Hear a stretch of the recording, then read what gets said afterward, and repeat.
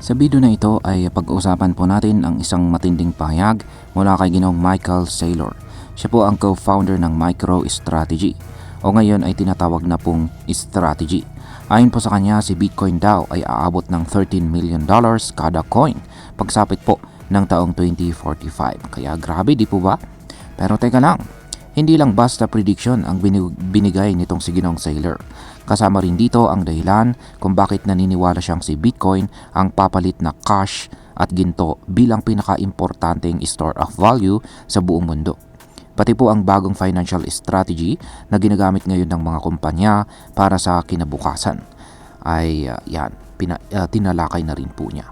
Kaya yan po ang siyang ating pag-uusapan sa video na ito, pero bago po tayo magpatuloy ay pakibasa na lamang po muna ang disclaimer dito sa ibaba ng ating screen. Kaya yan po, nakikita natin dito yung larawan ng panayam or interview ni Ginoong Michael Saylor ng MicroStrategy or Strategy. Yan, isa po ang co-founder. Siya po yung nandito sa ating bandang kaliwa.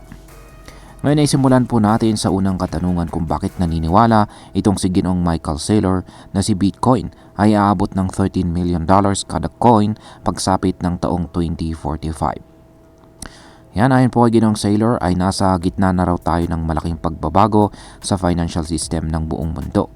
Dati kapag sinabing safe investment, iniisip agad natin ay cash, ginto o bonds.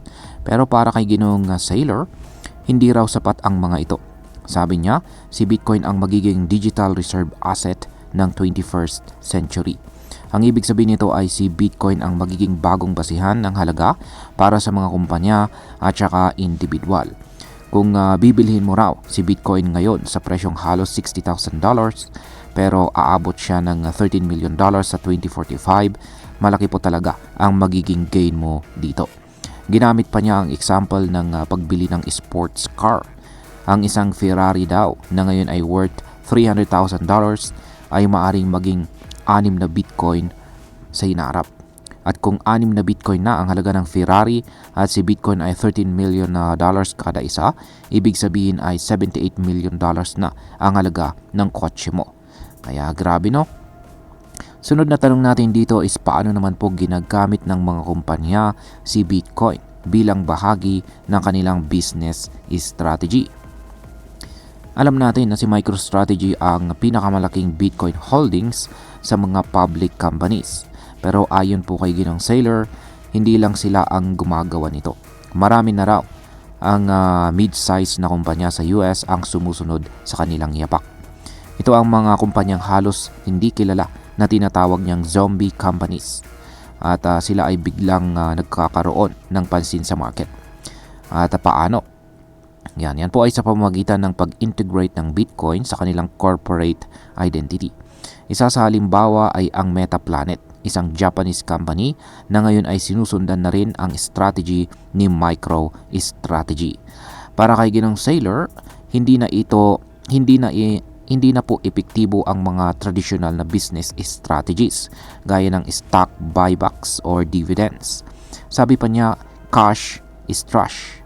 Kasi nga naman, kung itatabi mo lang ang pera mo sa bangko o hawak mo lang, unti-unti po itong nababawasan ng value dahil po sa inflation. Kaya ang kanyang solusyon ay ang gamitin si Bitcoin bilang panibagong paraan para protektahan ang value ng assets ng kumpanya. Ngayon ay ano naman po ang payo ni Ginoong Saylor sa mga ordinaryong tao tungkol dito kay Bitcoin? Yan, hindi lang para sa malalaking kumpanya ang payo ni Ginoong Saylor. Para rin ito sa ating mga ordinaryong mamamayan. Ayon sa kanya, huwag ka raw agad mag-resign sa trabaho para lang mag-crypto ng full-time. Ang tamang gawin daw ay mag-ipon, hawakan ang trabaho at i-invest ang sobra mong kita kay Bitcoin. May sinabi pa siyang napaka-interesting. Kung ang mortgage or house loan mo ay may fixed interest na 3%, at si Bitcoin naman ay tumataas ng average na 30% per year, mas maganda raw na i-invest mo na lang ang pera kay Bitcoin kaysa bayaran agad ang buong utang mo. Kasi sa long run, mas lalaki pa ang kita mo kaysa sa interest ng utang. Ngayon ay ano po ang mga bagong produkto na iniaalok ng MicroStrategy para ma-access ang Bitcoin. Yan, ang MicroStrategy ay hindi lamang po basta holder ng Bitcoin ngayon. Gumagawa na rin po sila ng mga bagong financial products para sa mga investors. Yan, meron po silang ilang mga offerings tulad po ng Strife. Ayan, Strife, isa po itong klase ng preferred stock na nagbibigay po ng 10% dividend forever. Yan, over-collateralize ito kay Bitcoin, kaya pang matagalang kita at saka safety ang target nito. Maliban po sa Strife ay ang tinatawag nilang Strike. Meron naman po itong 8% coupon na may konting protection laban sa pagbagsak ng market, pero may exposure pa rin sa upside ni Bitcoin. Para ito sa mga gustong ma-expose kay Bitcoin pero ayaw masyadong ma-stress sa volatility. Yan, meron na rin po silang Bit Bonds. Isa naman po itong plano na under development pa lamang. Ito ay mga bonds na may backup kay Bitcoin. Posibleng gamitin ito ng mga bansa or kumpanya para mag-raise or magpalago ng kapital. Ngayon, kung maraming good news tungkol kay Bitcoin, bakit hindi pa rin po siya umaabot sa presyong $150,000 or $200,000? Yan. Magandang tanong po yan. Ayon po kay Ginong Saylor, may mga tinatawag na non-economic sellers na nagbabagsak ng presyo ni Bitcoin sa ngayon. Isa na po dito ang FTX bankruptcy trustees na binebenta ang kanilang Bitcoin holdings. Kaya kahit tumataas po ang demand, bumabagal pa rin ang pag-akyat ng presyo dahil sa mga bintahan na ito. Pero wag po tayong mag-alala. Unti-unti raw na nawawala na ang presyo na ito. At habang lumalakas ang institutional buying, tulad ng pagpasok ng mga Bitcoin ETF at mga kumpanya, mas lalaki po ang demand at posibleng sumabog na rin po ulit itong si Bitcoin sa kanyang presyo. Ayan, ngayon ay pag-usapan naman po natin ang posibleng maging epekto nito para sa atin bilang mga Pinoy crypto trader o investor ni Bitcoin. Yan, malaki po ang epekto nito para sa atin. Kung totoo po ang prediction ni Ginoong Michael Saylor dito, na aabot si Bitcoin sa presyong $13 million sa pagsapit ng taong 2045, ibig sabihin ay ngayon pa lang ay may golden opportunity na tayo.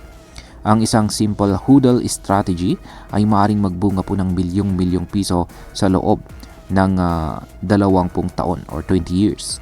Kaya kung ikaw po ay isang OFW, isang estudyante o simpleng empleyado na may kaunting ipon, magandang pag-isipan na simulan ang pag-invest kay Bitcoin habang maaga pa. Hindi po natin kailangan na maging trader. Pwede po nating gawin ito sa long-term na paraan. Yan, mag-ipon, bumili ng paunti-unti at i-hold or hawakan lang. Yan, bilang panghuli ay ang masasabi ko naman tungkol dito ay para sa akin ay may sense naman po ang sinasabi ni Ginong Michael Saylor. Hindi ito basta hype. Kung titignan natin ang performance ni Bitcoin sa nakaraang dekada, consistent ang growth nito, lalo na kung long term ang ating pananaw. Pero syempre kailangan pa rin ng maingat na pag-aaral bago pumasok sa investment na ito. Hindi ibig sabihin nito na lahat tayo ay magpapaka-Bitcoin agad.